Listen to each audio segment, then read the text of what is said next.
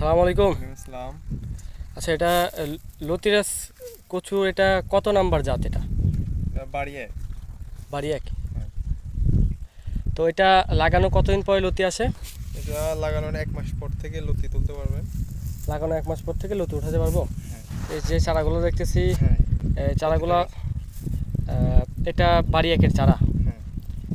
তো এই চারাটা যদি কেউ নিতে চায়, এগুলো চারা, তাহলে কোথায় পাবে, কিভাবে পাবে?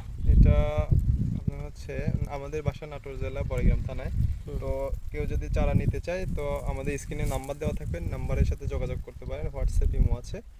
আর যে কোরিয়ার সার্ভিস, বাস, মানে সকল জিনিসের মধ্যেই দেওয়া হয়।